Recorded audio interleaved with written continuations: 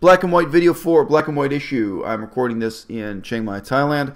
I recently did get some criticism, some complaints from Patreon supporters who were asking me questions such as, how dare you criticize communism when you do not also criticize anti-communist violence from capitalists? A lot of questions along these lines that rely on a kind of false symmetry.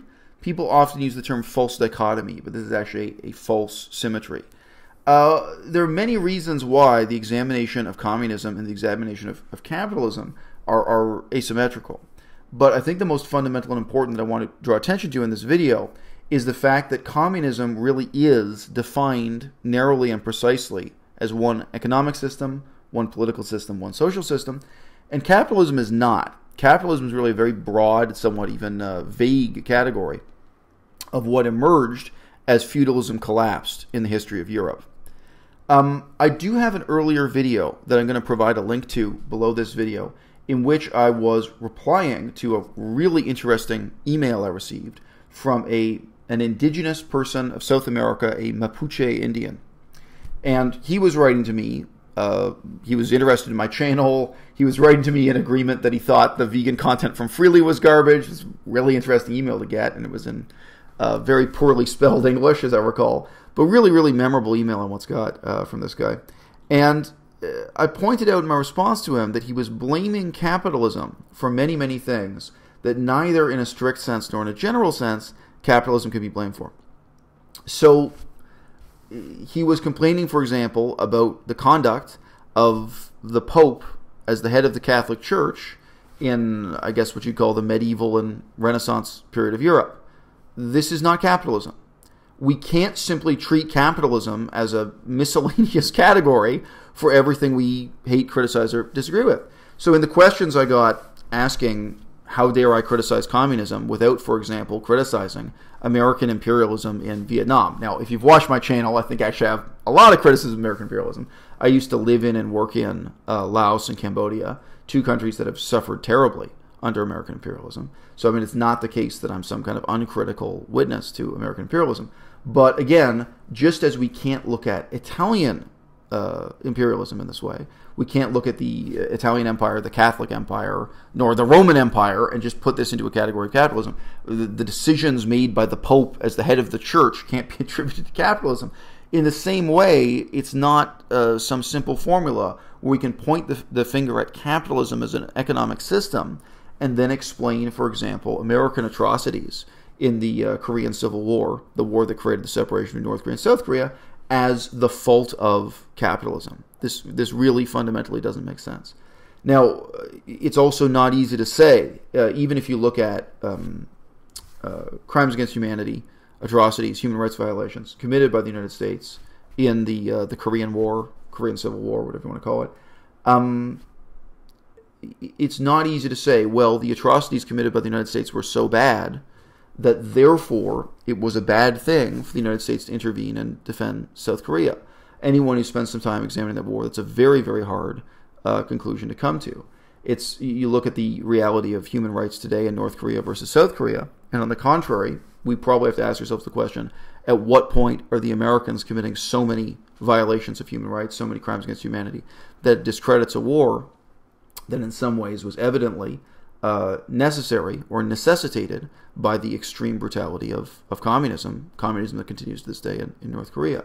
These are really, really tough questions to ask yourself. However, my initial point, what I'm coming back to, is the main leitmotif in this video.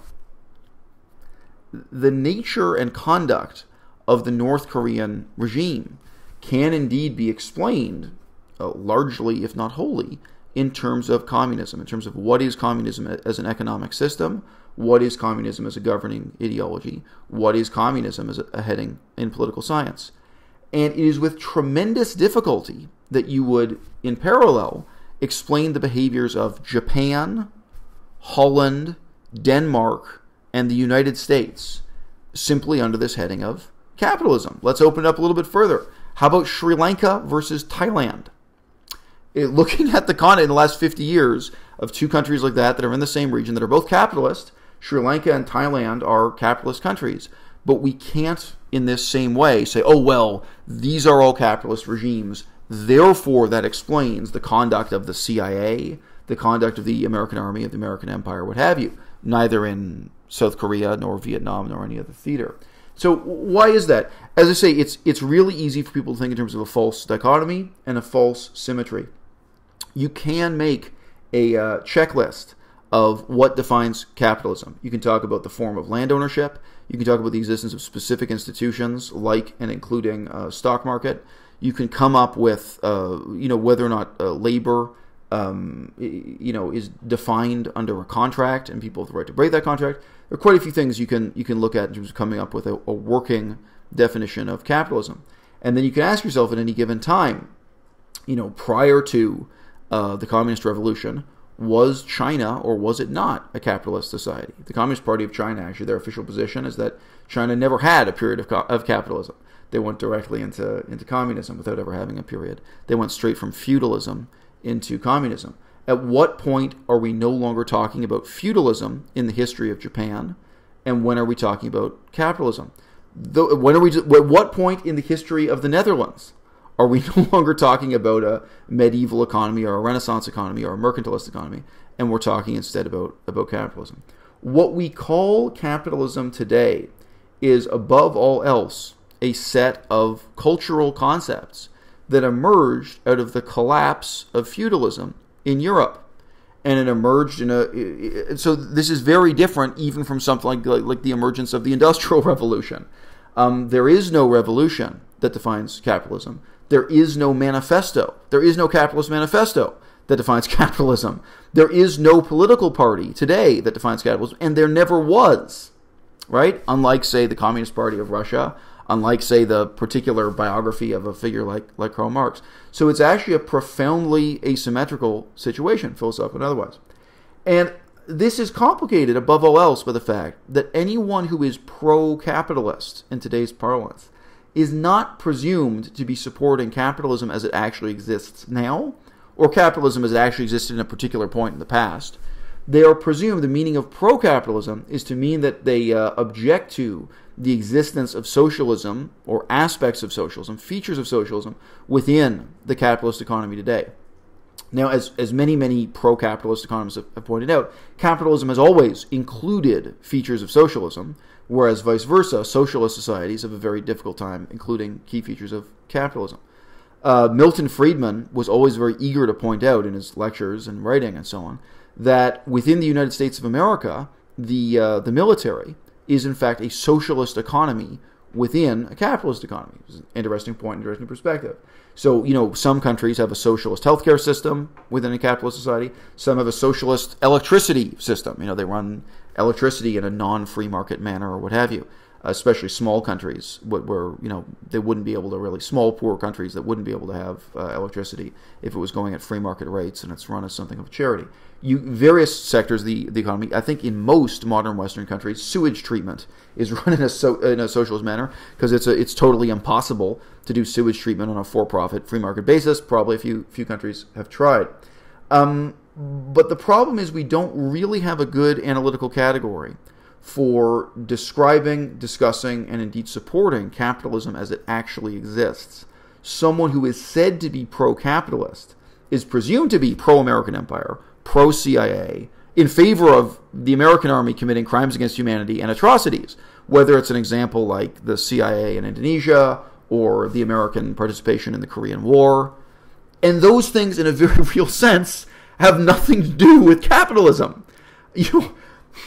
So we're at a bit of an impasse with this. I do not identify as pro-capitalist. I identify as anti-communist. However, if you ask about specific examples, because this is what we have to do, we can talk about Japanese capitalism. Japanese capitalism is a specific system, a specific economic system, a specific ruling ideology. And Japanese capitalism, you can make a checklist, just even in terms of economic criteria, but also political criteria. Japanese capitalism is profoundly different from Dutch capitalism or Danish capitalism. We can look at Swedish capitalism, we can look at Canadian capitalism, we can look at American capitalism. And then we can ask the question, in the future, do we want our own country, so I'm Canadian, do I want the future of Canada to be more like the present-day system in Japan? Do I want it to be more like the present-day system in Sweden or Denmark? And already we have a rich discourse, a rich variety of options that are subsumed within this category called capitalism. Now, again, I'm using kind of Eurocentric or Western examples here, but believe it or not, if you care passionately about the politics of Asia, I could say the same thing again about Southeast Asia even. I could say, you look at a country like Sri Lanka, you look at what's going on in Thailand, and then you can ask the question, what is the future of Myanmar? What is the future of a country like Cambodia? Should Cambodia be looking to Sri Lanka as an example? Should Cambodia be looking to, say, Japan as an example? What's the future of the Philippines going to be? We actually have tremendous diversity and tremendously important questions to be asked that are within capitalism, and we don't even begin to broach those questions or come to useful answers if we phrase this in terms of pro-capitalism and anti-capitalism.